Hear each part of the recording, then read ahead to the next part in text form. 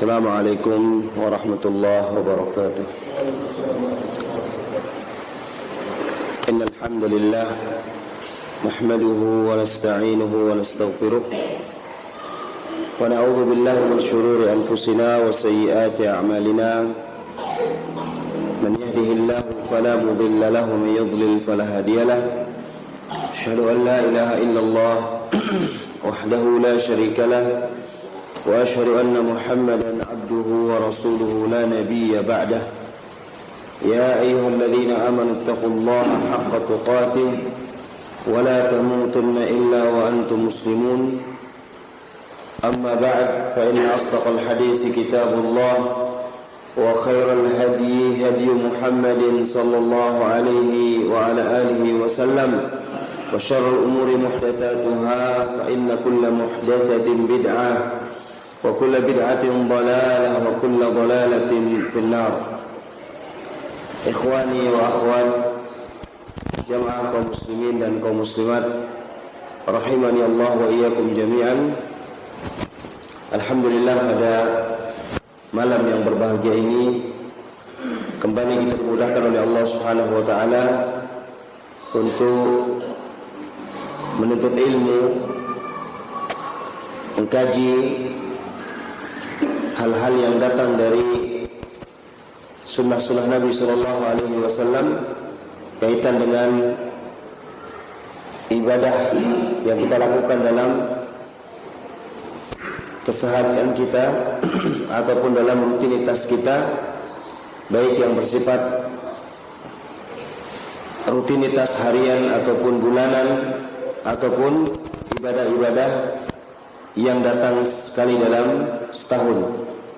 Maka itu semua tentunya membutuhkan kita untuk memiliki bekal agar di dalam kita menjalankan ibadah tersebut menjadi sebuah ibadah yang diterima dan bernilai di sisi Allah Subhanahu wa taala. Dan sebagaimana kita maklumi bahwasanya suatu ibadah yang kita lakukan tidak akan pernah diterima oleh Allah Azza wa Jalla sampai memenuhi dua syarat. Ya, memenuhi dua syarat. Syarat yang pertama adalah ikhlas karena Allah Subhanahu wa taala. Apapun jenis ibadah yang kita lakukan, sekecil apapun amal saleh yang kita lakukan, maka hendaknya senantiasa didasari karena keikhlasan kepada Allah Subhanahu wa taala. Karena kalau tidak, amalan tersebut akan ditolak oleh Allah Azza wa Jalla. Ya, kalau tidak ikhlas, maka amal tersebut akan ditolak oleh Allah. Allah Azza wa Jalla menyebutkan dalam hadis qudsi, "Man 'amila 'amalan asyraka fihi ma'iya ghairi, taraktuhu wa syirkahu." Siapa yang melaksanakan suatu amalan yang dia menyekutukanku di dalam amal tersebut, ya, dia riya dalam amal tersebut, dia sum'ah dalam amal tersebut, bahkan menyekutukan Allah dalam uluhiyah, ya, dia memalingkan ibadah tersebut bukan untuk Allah, tapi semata-mata apa? Dia beribadah karena selain Allah Azza wa Jalla, atau dia beribadah kepada, ya, sesembahan-sesembahan selain Allah. Maka Allah Azza wa Jalla mengatakan, taraktuhu wa syirkahu, aku akan tinggalkan dia dan sekutu-sekutunya, atau orang yang dijadikan sebagai sesembahan selain Allah. Oleh karena itu semua amalan harus didasari karena ikhlas, didasari karena tauhid. Kita memberikan ubudiyah atau peribadatan tersebut hanya karena Allah, hanya untuk Allah. Dan kita beribadah pula tidak lain kecuali mengharapkan ridha Allah Subhanahu wa taala, mengharapkan keutamaan dari Allah, mengharapkan ganjaran dari Allah, bukan dari manusia. Kemudian yang kedua, syarat diterimanya ibadah adalah yaitu al-mutaba'ah, mengikuti sunnah Rasulullah sallallahu alaihi wa ala alihi wasallam. Ya, maka ini merupakan syarat diterimanya ibadah, atau juga di sebagian keterangan merupakan syarat kesempurnaan daripada suatu ibadah yang kita lakukan.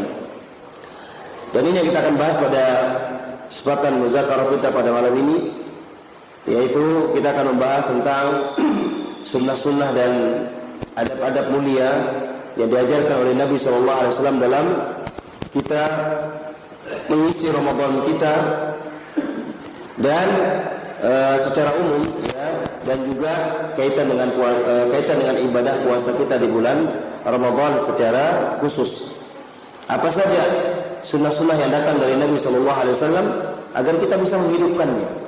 Ya, karena bagaimanapun juga Rasul SAW adalah merupakan suri tauladan bagi kita semua dalam segala hal.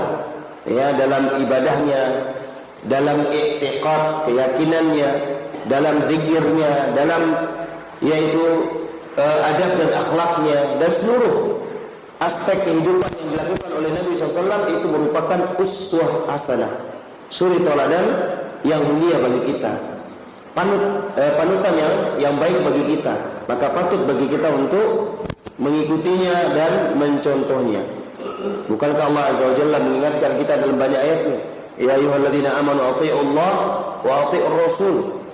Wahai orang beriman, taatlah kepada Allah dan taatlah kepada Rasul. Dan bagian daripada ketaatan kepada Rasul adalah mengikuti apa? Mengikuti ajarannya, mengikuti sunnah-sunnahnya, ya, dan juga mengamalkan apa yang datang dari beliau sallallahu alaihi wasallam, terutama kaitan dengan ibadah puasa kita di bulan Ramadan atau mengisi waktu kita di bulan Ramadan. Kemudian juga dengan kita mengetahui sunnah-sunnah Nabi kita yang mulia alaihi salatu wassalam, ini tentunya akan membuahkan apa? Akan membuahkan bahwasanya ibadah tersebut betul-betul mendapatkan kemuliaan, keistimewaan, keberkahan dari Allah Subhanahu wa taala. Dan dengannya pula kita akan mematikan berbagai macam penyimpangan atau kebid'ahan dalam agama. Oleh karena itu dikatakan oleh para sahabat, ya, di antaranya sahabat Ibnu Abbas radhiyallahu taala anhu dan juga Ibnu Mas'ud radhiyallahu anhu dan yang lainnya, mereka mengatakan bahwasanya ma uhiyat as-sunnah illa mitat al-bid'atu misluha atau mitat al-bid'atu misluha. Tidaklah sunnah itu dihidupkan kecuali apa? Akan mati kebid'ahan yang semisalnya. Sebaliknya juga tidaklah kebid'ahan itu dibiarkan menjamur, dibiarkan hidup, melainkan akan mematikan apa? Sunnah semisalnya. Jadi penting untuk kita mengamalkan sunnah-sunnah dalam kita mengisi Ramadan kita atau mengisi puasa Ramadan kita pada khususnya. Sekalipun perkara-perkara sunnah yang akan kita sebutkan nantinya itu bukan merupakan rukun daripada ibadah puasa. Ya, bukan merupakan rukun daripada ibadah puasa. Artinya, ya, kita ingin mendapatkan tentunya ganjaran yang lebih mulia. Ya, kita ingin mendapatkan nilai yang lebih, ya, daripada hanya sekedar puasa yang dilakukan oleh orang pada umumnya. Maka oleh karena itu, dengan kita mengamalkan sunnah, ya, dengan mengamalkan sunnah-sunnah Nabi SAW dalam berpuasa, maka tentu ini akan menambah kualitas ibadah puasa kita menjadi lebih baik, akan menambah suasana ibadah puasa kita lebih khusyuk, ya, akan menambah suasana ibadah puasa kita semakin, ya, memberikan makna dan memberikan yaitu pengaruh pada jiwa kita, yang tentunya adalah pengaruh yang paling kita inginkan dari puasa itu adalah bagaimana agar kita menjadi hamba-hamba Allah yang takut kepada Allah dan bertakwa kepada Allah dimanapun kita berada. Allah Azza wa Jalla menyebutkan dalam Al-Quran, ya ayyuhalladzina amanu kutiba alaikumus siyam kama kutiba alal ladzina min qablikum la'allakum tattaqun. Jadi ini intisari dari puasa itu adalah bagaimana agar kita menjadi hamba-hamba Allah yang bertakwa. Bagaimana pengaruh puasa ini betul-betul bisa membuahkan ketakwaan pada hati kita. Jangan sampai kita berpuasa tapi tidak bertakwa kepada Allah. Jangan sampai kita berpuasa tapi tidak takut kepada Allah Subhanahu wa taala. Akhirnya puasanya seperti apa? Seperti, ya, puasanya orang-orang munafik. Berpuasa seperti puasanya orang-orang awam, yang tidak didasari dengan ilmu, ya, sekedar menahan diri dari tidak makan dan tidak minum.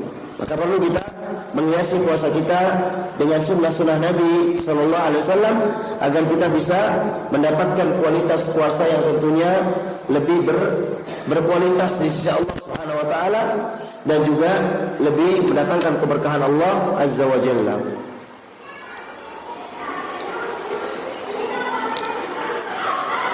Sunnah yang pertama adalah sunnah ini secara umum, ya.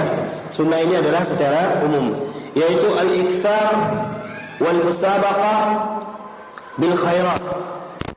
Memperbanyak dan bersegera alias berlomba-lomba untuk melakukan kebajikan-kebajikan di bulan Ramadan. Di saat kita menjalani ibadah puasa tentunya. Bagaimana kita bisa mengisi Ramadan kita dengan melakukan berbagai macam ketaatan. Jangan sampai, ya, dengan kita berpuasa Ramadan kemudian itu menjadi alasan bagi kita untuk bermalas-malasan beribadah.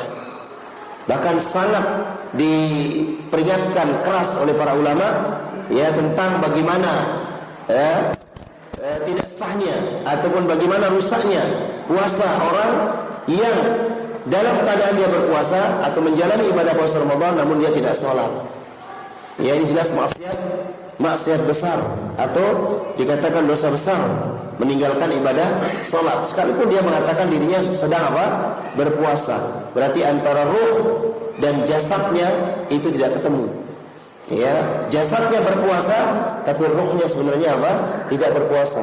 Karena kalau seandainya dia berpuasa tentu dia, ya, tentu akan bertambah imannya. Tentu dia akan semakin takut kepada Allah Subhanahu wa taala. Tapi kalau sengaja meninggalkan salat, ya, lain halnya kalau orang ketiduran, lain halnya kalau orang lupa, ya, ini di luar kemampuannya.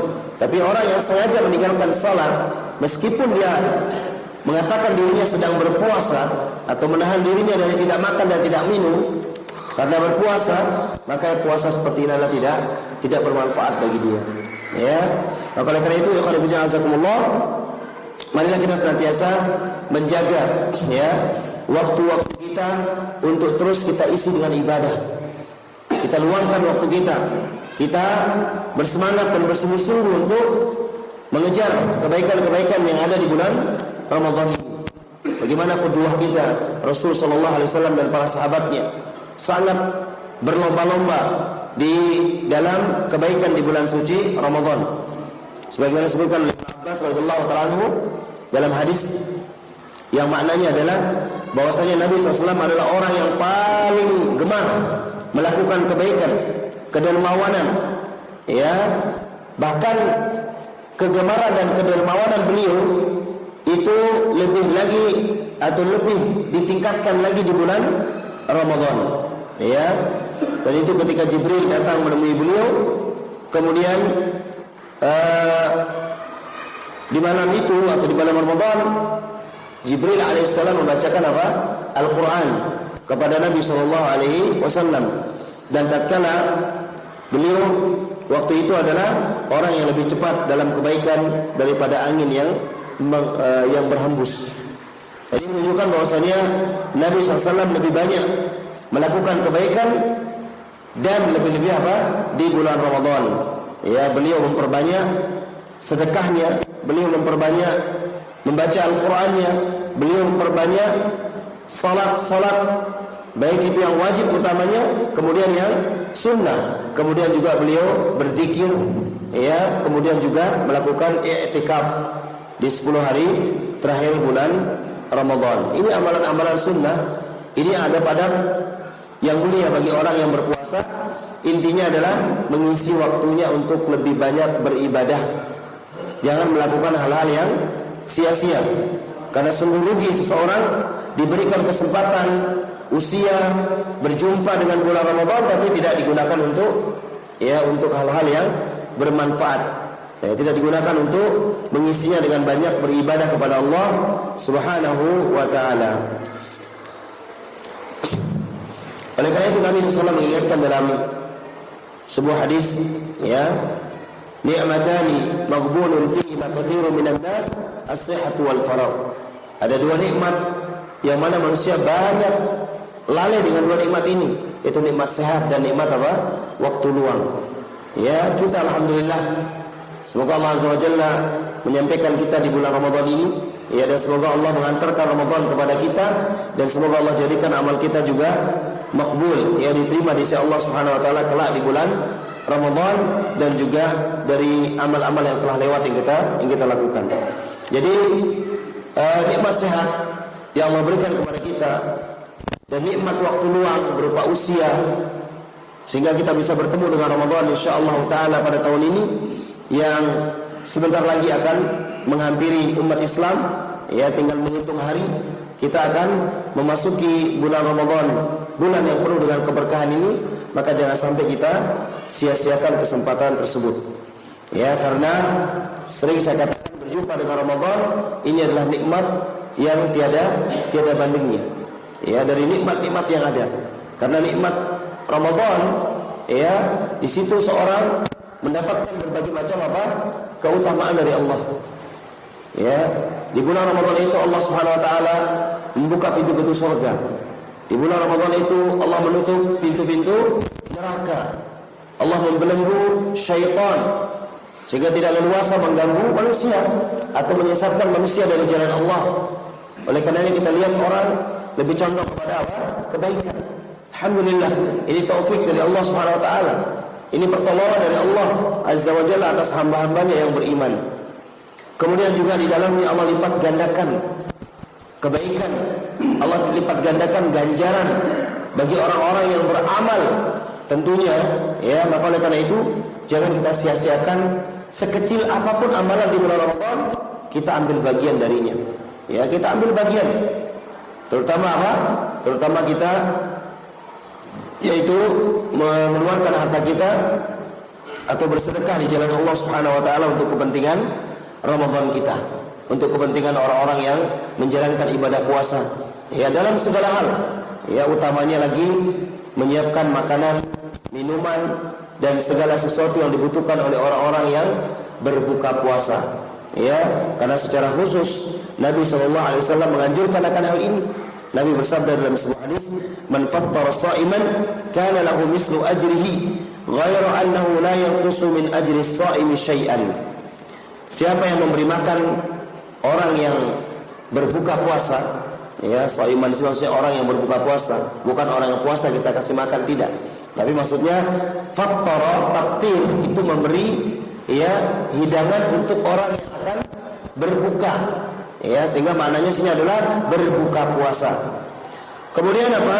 Maka baginya pahala seperti orang yang berpuasa tersebut. Semakin banyak kita sedekahkan, tentu semakin banyak pahala yang kita dapatkan. Dan semakin berkualitas yang kita infakkan, tentu ganjarannya pun juga berbeda. Karena kaidah-kaidah sedekah itu sudah jelas. Ya, kullama kathur, kullama hasun. Ya, inna idhamil jaza, al-jaza min jinsil amal. Dikatakan oleh para ulama, kaidah dalam kita melakukan sedekah ataupun melakukan kebaikan, semakin banyak kita keluarkan, semakin bagus ganjarannya.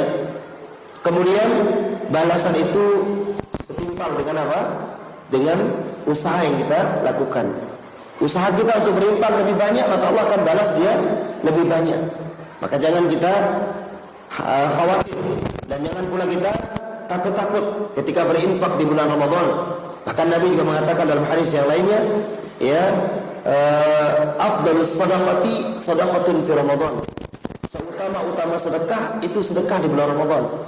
Maka oleh karena itu para jemaah sekalian, ya, kita semua yang diberikan nikmat sehat, nikmat berpenghasilan, ya, punya harta yang kita simpan ataupun yang senantiasa mengalir menghasilkan keuntungan bagi kita, maka kita upayakan untuk kita mengambil bagian untuk menginfakkannya di jalan Allah Subhanahu wa taala, terutama berbagi di saat orang, ya, berbuka puasa ataupun menyiapkan makanan dan minuman untuk orang-orang yang hendak berbuka puasa, dan juga sedekah-sedekah yang lain yang kita keluarkan di bulan Ramadan. Maka ini mengingatkan kepada kita para jemaah sekalian agar sedekah ini tidak kita tunda-tunda, ya, jangan kita terbawa oleh waswas syaitan Karena syaitan ini senantiasa mengganggu kita, selalu membisiki kita. Di antara bisikan syaitan adalah apa? At-taswif. Membuat kita ini menunda-nunda kesempatan. Ya, nanti kamu tuh belum kaya, dibisiki oleh syaitan. Ya, karena sedekah itu adalah apa? Ibadahnya orang-orang kaya katanya. Kemudian kalau kamu keluarkan nominal yang sangat sedikit, ya malu dong sedikit. Ya, jangan keluarkan. Begitu. Ya, syaitan senantiasa apa? Membuat at-tashwis ataupun was-was bagi kita, membisikkan di telinga kita bisikan-bisikan yang tidak baik. Ya, sehingga kita terjatuh dalam at-taswif, menunda-nunda. Akhirnya ya sudah, kalau gitu nanti saja dan seterusnya. Padahal infak, sedekah di bulan Ramadan itu tidak pernah dibatasi dengan nominal tertentu. Tidak pernah dibatasi. Dan saya berkhusnudon kepada kita semua para jemaah sekalian, kalau untuk sekedar memberikan hidangan bagi orang yang berbuka puasa, insyaallah kita semua memiliki hajat, memiliki kelebihan rezeki. Ya, tidak kita mampu mengeluarkan berdus-dus kurma, barangkali kita bisa bawa 1 atau 2 buah mika dari kurma, kita bawa untuk kepentingan orang berbuka puasa. Ya, kita tidak bisa menyiapkan mungkin ratusan ya porsi untuk orang berbuka puasa, kita bisa membawa ya 1 dus air yang bisa kita bagikan di saat orang berbuka puasa. Jadi masih banyak kesempatan para jemaah sekalian. Jangan kita terbawa dengan godaan-godaan syaitan yang membisikkan kita, jangan keluarkan sampai kamu kaya. Jangan berinfak hanya dengan nominal sedikit, ya, sayangi hartamu dan seterusnya. Ini banyak penyakit-penyakit, godaan-godaan dari syaitan yang senantiasa ingin memalingkan manusia dari apa? Dari jalan Allah. Padahal Allah Subhanahu wa taala menyebutkan dalam hadis qudsi, ya bani Adam, unfiq alaik. Wahai anak Adam, infakkan, ya, keluarkan sedekahmu, niscaya aku akan bersedekah untukmu. Artinya Allah akan ganti para jemaah sekalian. Apalagi di bulan Ramadan, waktu yang sangat mustajab untuk dikabulkan doa seorang hamba, ya, maka kita tentu punya hajat yang banyak. Mari kita berinfak di situ dan kita jadikan dan kita niatkan infak itu untuk menggapai apa yang menjadi keinginan kita. Mungkin kita ingin dapat kesembuhan, kita berinfak di bulan Ramadan. Mungkin kita ingin mendapatkan jodoh, misalkan bagi yang belum mendapatkan jodoh, kita berinfak dengan kita memohon kepada Allah semoga Allah mudahkan urusan kita untuk mendapatkan pasangan misalkan. Atau kita ingin supaya Allah mudahkan kita untuk bisa menunaikan ibadah haji, menunaikan ibadah umrah, atau hal-hal yang lainnya dari tujuan-tujuan yang dibolehkan dalam syar'i, bahkan termasuk ibadah. Silakan kita jadikan Ramadan ini sebagai lapangan kesempatan, momen yang mulia bagi kita. Ya, jangan sampai terlewatkan. Ya, jangan sampai kita menunggu sedekah ini, kita harus menunggu diri kita kaya raya. Ya, kalau kita mengikuti bisikan syaitan seperti itu sampai kapan? Siapa yang menjamin usia kita sehingga kita menjadi orang yang kaya raya? Ya, jangan sampai usia kita telah berlalu, ya, ataupun telah habis, ternyata apa? Kesempatan untuk bersedekah tidak ada. Ya, mengingatkan kita juga ayat Allah Azza wa Jalla tentang bagaimana penyesalan orang-orang yang telah meninggal dunia. Ya, salah satu penyesalannya apa? Ingin kembali apa? Bersedekah. Salah satu penyesalan orang-orang yang telah meninggal dunia, kalau seandainya mereka diberikan usia, ditangguhkan ajalnya oleh Allah, dia akan berinfak. Yang disebutkan dalam Al-Quran, dalam Al-Quran surat Al-Munafiqun, yaitu apa? Allah Azza wa Jalla mengatakan, la in akhartani ila ajalin qarib, ya, la asaddaqanna. Kalau seandainya Allah tangguhkan ajalku sedikit saja, saya akan bersedekah, saya akan berinfak.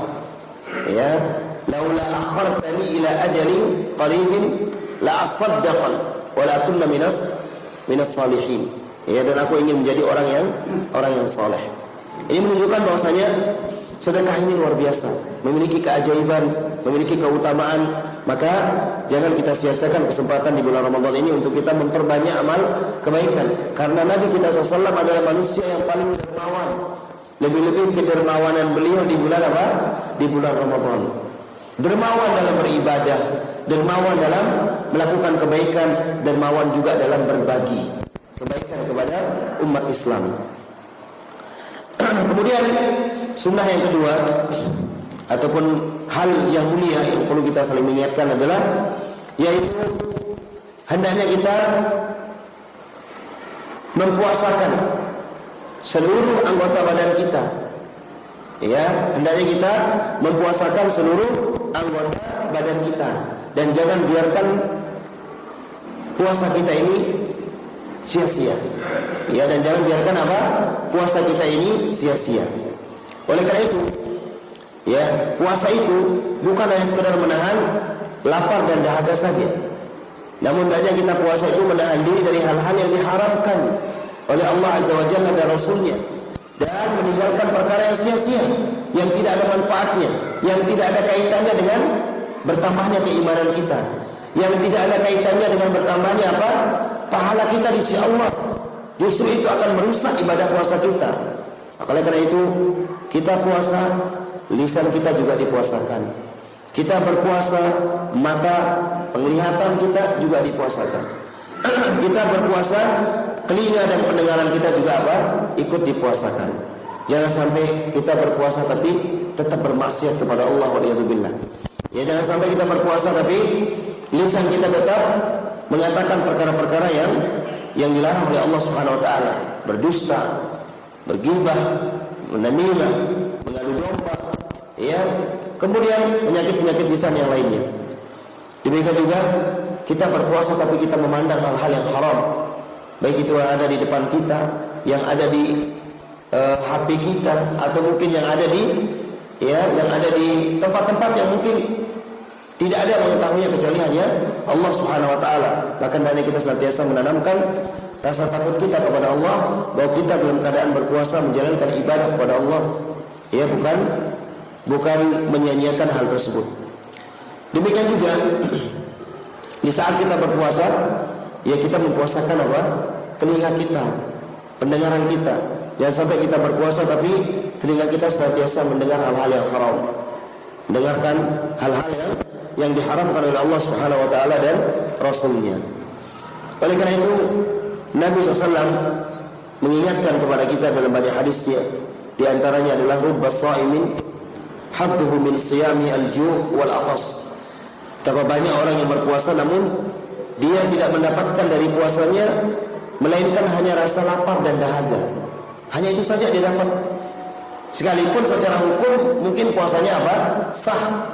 Kemudian dia gugur dari apa? Dari kewajiban puasa tersebut. Akan tapi kualitas puasanya tidak memberikan apa? Manfaat sedikit pun pada dia. Tidak ada hal yang didapatkan dari manfaat puasa tersebut. Ya, maka ini tentu sejelek-jelek ibadah puasa, ya, bagi orang yang tidak menahan dirinya dari perkara-perkara maksiat.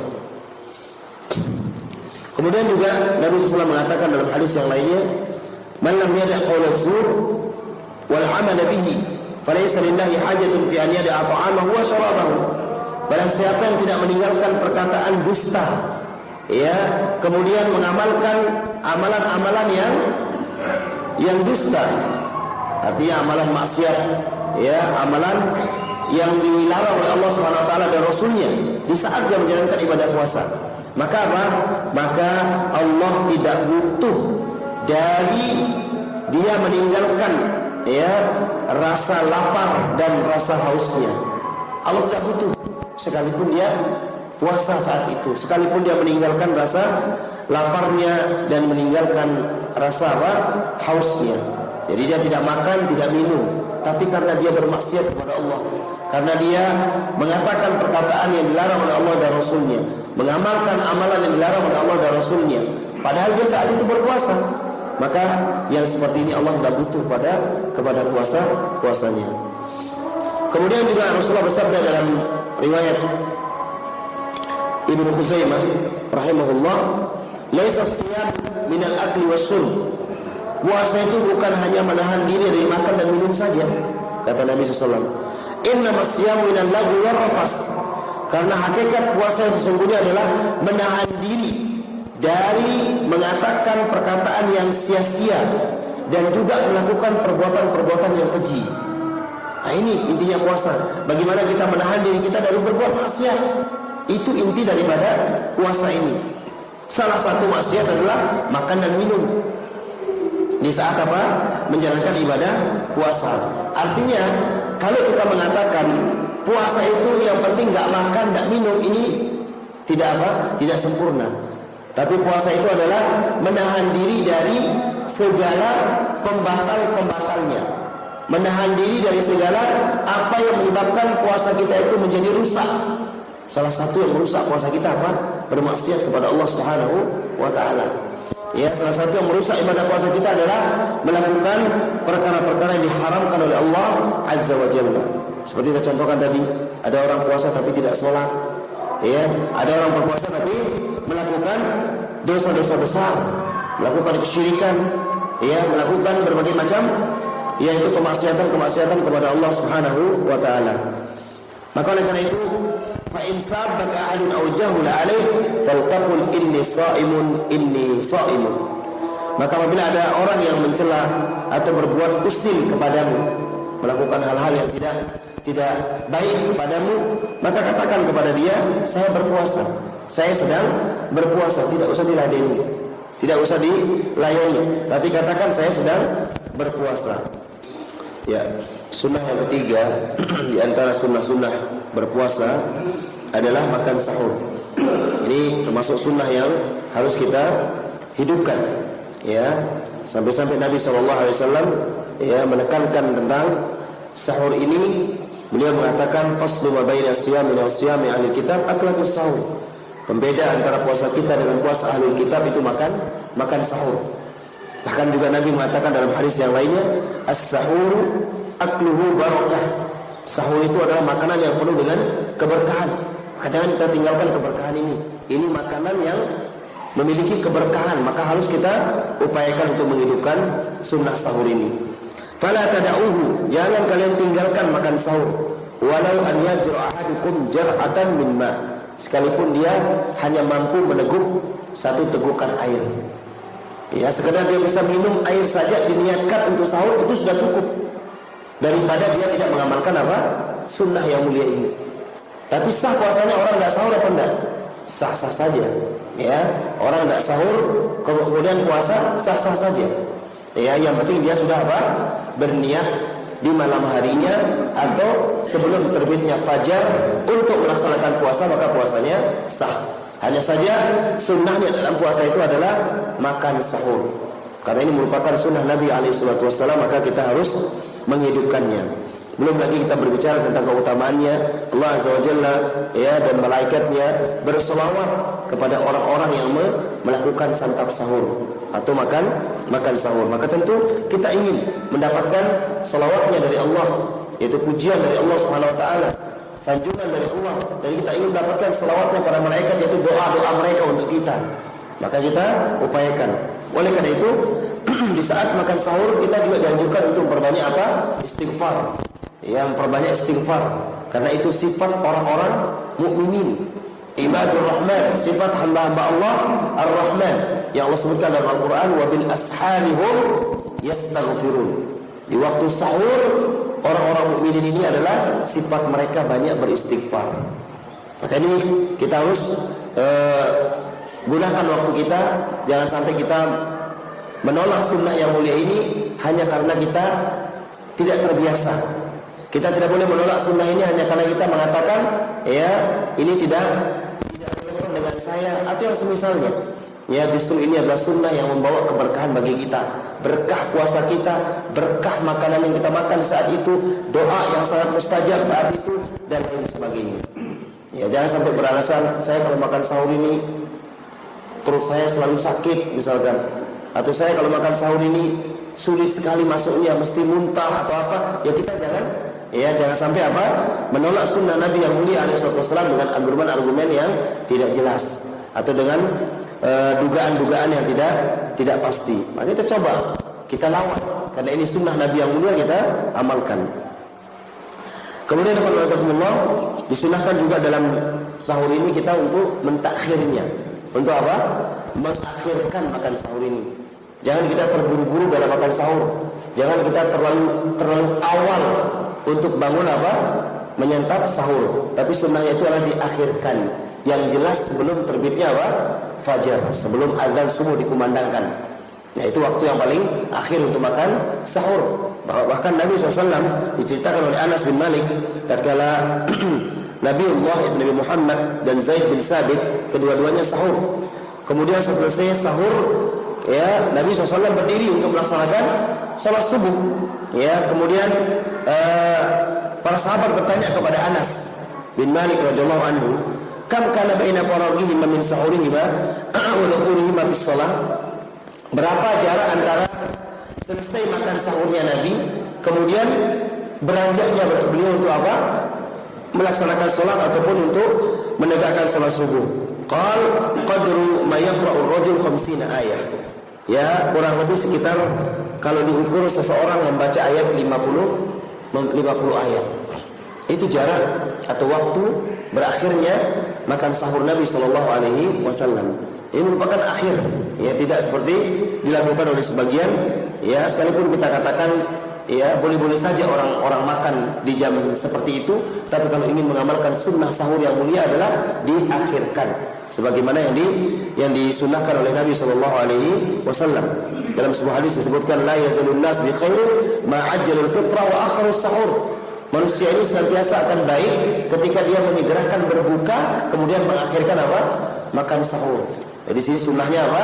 Kita mengakhirkan makan sahur. Hanya saja, ya, kita harus betul-betul berhati-hati, jangan sampai kita membiasakan, ya, takhirnya itu kadang-kadang apa? Sampai luput waktu. Ya, sampai kita tidak tahu waktu. Kita mengakhirkan dengan sengaja, kemudian akhirnya apa? Ternyata itu sudah azan subuh. Ya, itu bukan takhir yang sunnah. Takhir yang sunnah itu berakhirnya sebelum apa? Sebelum adzan subuh dikumandangkan. Karena kalau adzan selesai, ya, tidak ada waktu makan lagi dan tidak ada waktu minum lagi. Ya, terkecualikan ada sebuah hadis, yang hadis ini pun dipersisikan oleh para ulama, namun sebagian mengatakan hadis ini hasan. Yaitu apa?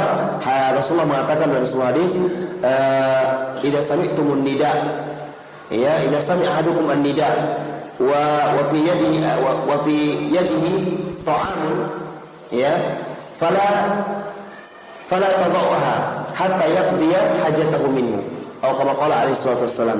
Apabila salah seorang di antara kalian mendengar azan, berarti memang dia tidak tahu, ya, dasarnya dia tidak tahu. Kemudian di tangannya itu masih ada apa? Ada makanan yang sedang dia selesaikan makanan itu, yang sedang dia lanjutkan makanan itu. Maka Nabi mengatakan selesaikan dia, jangan dia taruh makanan itu sampai betul-betul apa? Selesai hajatnya darinya.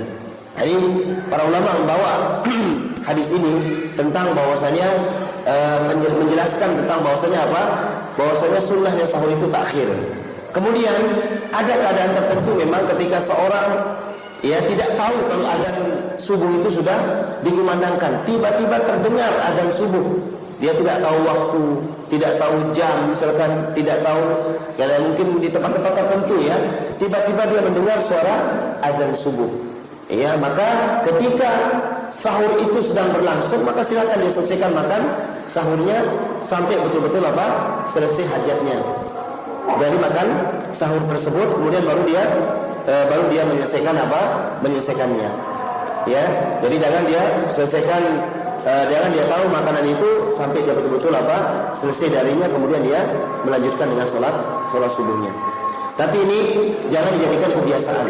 Ya, ini bukan dijadikan kebiasaan untuk kita memulai sahur itu ketika apa? Ketika azan subuh dikumandangkan, tidak boleh. Kalau kita betul-betul sudah mendengar azan subuh dan kita belum menyiapkan makanan, maka haram untuk kita makan. Tidak boleh. Karena sudah jelas, ya, apabila sudah azan subuh dikumandangkan, maka haram untuk kita makan dan minum. Ya. Jadi ini pengecualian apabila keadaan-keadaan darurat, keadaan-keadaan tertentu yang seorang tidak tahu waktu, tidak tahu jam, tiba-tiba dia hanya mendengarkan apa? Suara azan. Dan ini berkemungkinan saja di tempat-tempat yang sangat jauh dari perkotaan yang mungkin tidak tahu tentang waktu dan sebagainya. Adapun kita yang hidup di zaman serba canggih di zaman ini, HP sudah ada, aplikasi waktu sholat sudah ada, azan, kapan ini sudah ada semua lengkap. Kita hampir semua sudah mengetahuinya. Azan subuh akan dikumandangkan sekian menit lagi ke depan, kita sudah tahu. Ya, kita sudah memiliki waktu yang jelas, terstruktur, ya. Maka oleh karena itu tentu kita untuk kehati-hatian, maka kita selesai makan sahur itu sebelum azan subuh dikumandangkan. Itu lebih aula. Ya, walaupun saya tidak mengatakan masih kita mengharamkan makan sebelum azan subuh, tidak, ya. Waktu itu pun masih bisa untuk kita menikmati segelas, 2 gelas minuman yang bisa kita minum. Pokoknya batasannya adalah ketika azan subuh dikumandangkan, selesai waktu makan dan minum. Ya, akan tetapi bukan dijadikan kebiasaan mentakhir makan sahur, kemudian akhirnya betul-betul waktu yang sangat-sangat tidak memungkinkan untuk dia makan sahur. Ya, ada orang mau makan sahur baru pegang piring ketika terakhir pada zaman kesana, selesai terakhir itu dikumandangkan, baru dia pegang piringnya. Jelas ada waktu, ya. Atau misalkan, sudah tahu muadzin akan masuk untuk mengumandangkan azan subuh, baru dia bergegas mengambil makanan akan disantap. Maka tidak boleh seperti ini. Ya, ini diingatkan oleh para ulama kita, nih kebiasaan yang tidak baik. Mengakhirkan sahur memang itu sunnah, tapi batasannya jangan sampai terbit fajar atau azan subuh dikumandangkan. Nah, kemudian di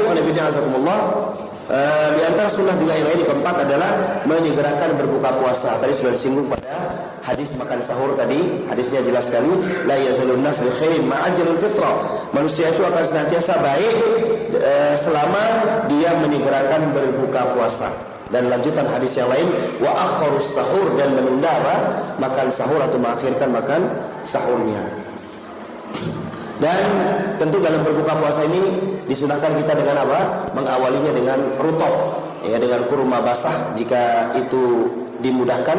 Dan kalau tidak ada maka kita dengan kurma kering, artinya tamar yang sekarang beredar di tengah-tengah kaum muslimin, itu adalah rata-rata tamar, ya, banyak sekali dengan segala jenis dan rasanya. Kemudian juga ketika tidak dijumpai tamar atau kurma, boleh menggunakan air. Ya, yang tidak ada sunnahnya itu adalah ketika seorang berbuka dengan sesuatu yang haram, sesuatu yang makruh, ya. Dia ada orang kadang-kadang baru adzan langsung rokok misalkan, auzubillahi min dzalik. Maka ini jelas akan mengurangi kebaikan puasa dia, ya, akan mengurangi kesempurnaan pahala daripada puasa dia. Ya, kadang-kadang orang tidak perhatian terhadap hal seperti ini merupakan perkara yang dilarang di dalam syariat kita. Kemudian juga ada orang mengumul ataupun mengisap-ngisap jarinya, itu juga tidak ada sunnahnya. Ya, diperingatkan oleh para ulama kita. Jadi sunnahnya itu adalah dengan rutop, dengan kurma, air atau makanan yang ada, bukan dengan mengisap jari jemari. Hatta walaupun kita dalam keadaan di perjalanan, ya, maka kita tentunya menyiapkan bekal. Tentunya kita mencari sesuatu untuk bisa kita berbuka puasa. Maka para ulama mengatakan, kalaupun dalam keadaan tidak ditemukan sesuatu yang digunakan untuk berbuka puasa, tidak ditemukan, betul-betul tidak ditemukan, tidak ada makanan, tidak ada minuman, tidak ada sesuatu, maka cukup kita dengan niat. Ya, tidak ada sunnahnya mengisap-isap jarinya, bolak-balik jempolnya misalkan atau telunjuk jarinya, ya, untuk dijadikan sebagai pembatal puasa, tidak ada. Yang cukup niat. Kemudian yang terakhir, ya, yang kelima yang terhadap berpuasa adalah yaitu memperbanyak doa. Ya, di antara sunnah dan adab ketika berpuasa memperbanyak doa. Kenapa? Karena Ramadan ini adalah bulan diijabahi doa. Lebih-lebih dalam kondisi orang itu sedang berpuasa. Maka ini jangan sampai kita sia-siakan para jemaah sekalian. Kapanpun dan dimanapun kita berada dan di saat apapun di bulan Ramadan ini, itu semua itu waktu itu mustajab. Ya, baik di pagi hari, di siang hari, sore hari, ya, apalagi dalam keadaan kita sedang berpuasa, maka itu waktu yang sangat mustajab. Rasulullah bersabda dalam sebuah hadis, salah satu la-turadu da'watuhum, 3 golongan yang tidak akan ditolak doanya oleh Allah.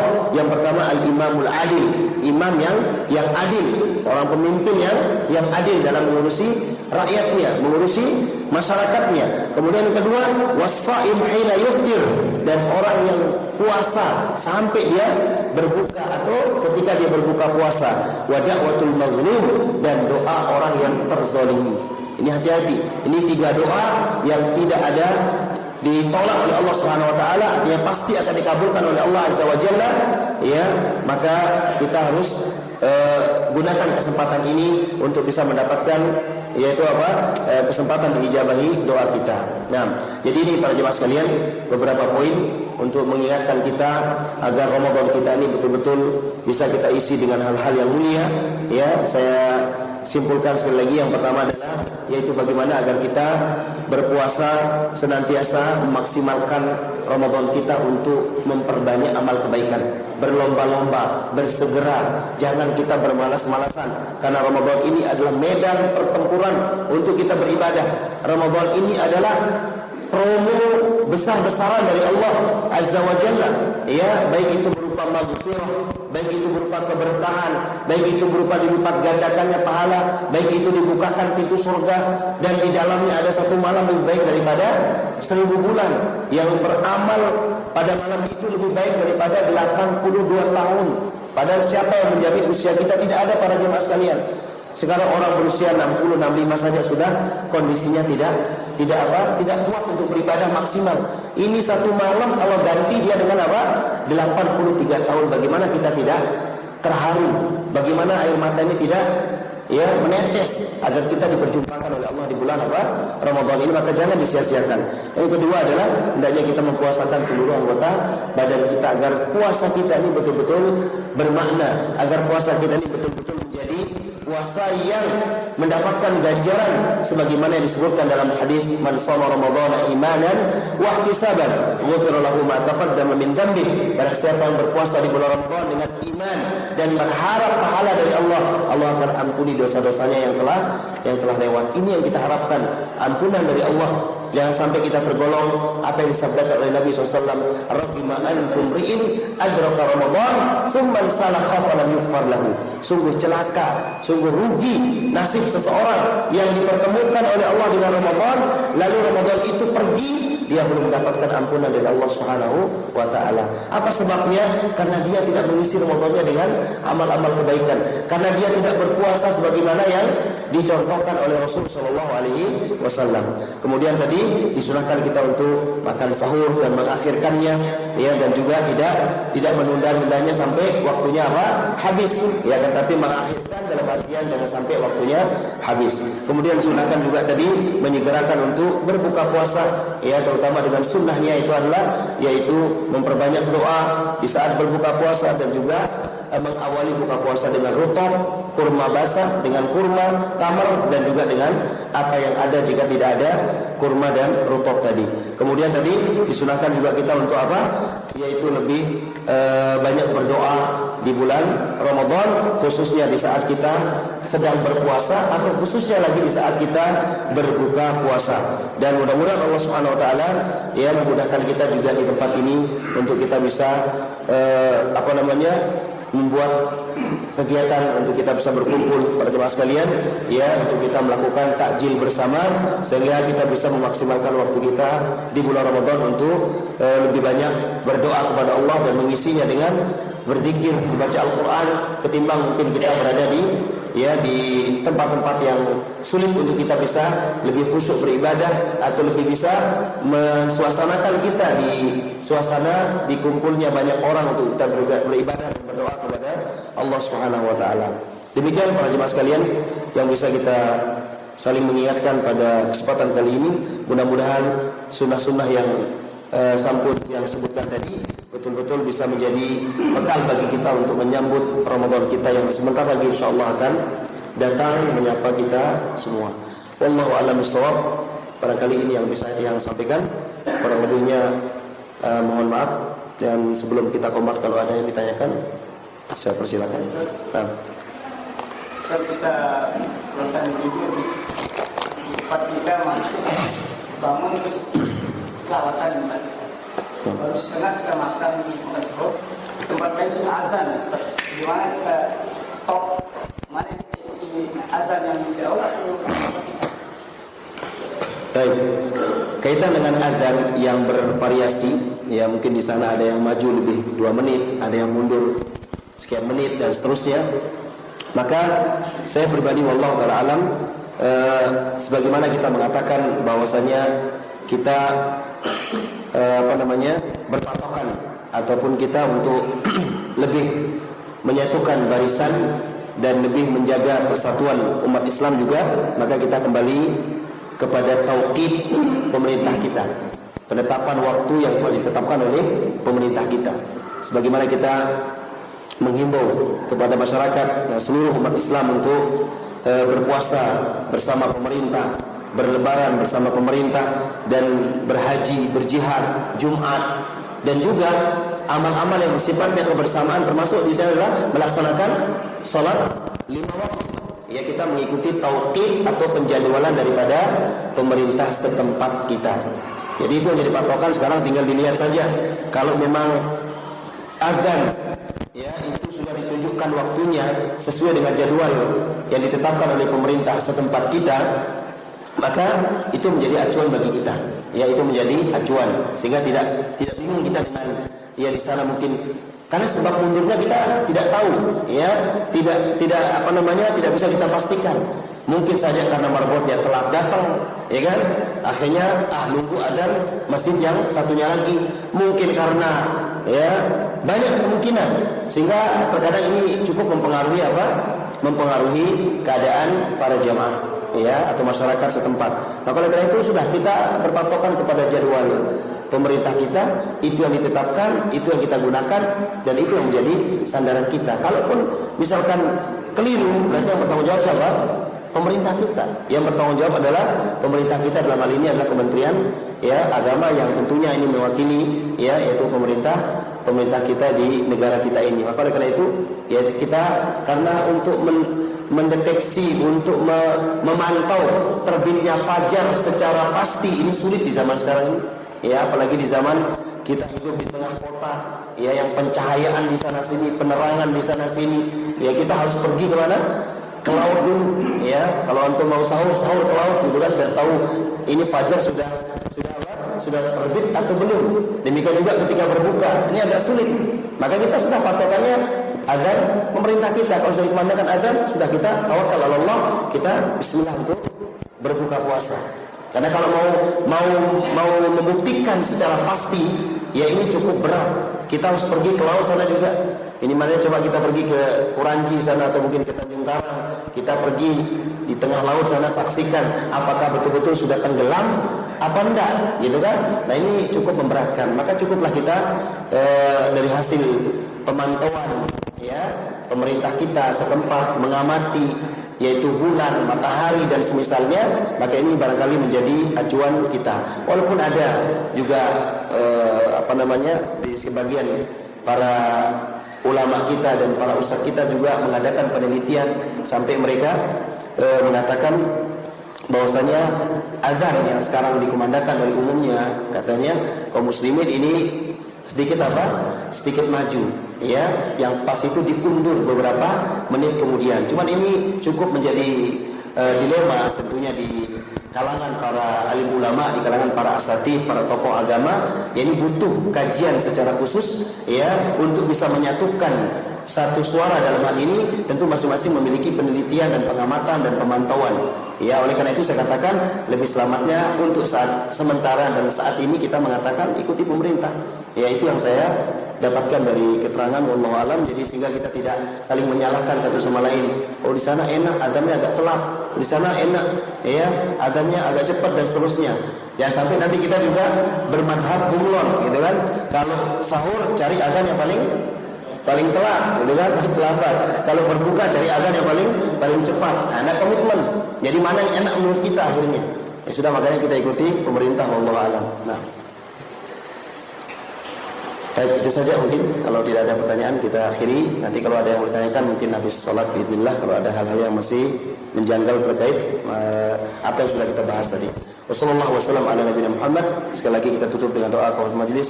Subhanakallah wa bihamdika asyhadu an la ilaha illa anta astaghfiruka wa atubu ilaik. Assalamualaikum warahmatullahi wabarakatuh.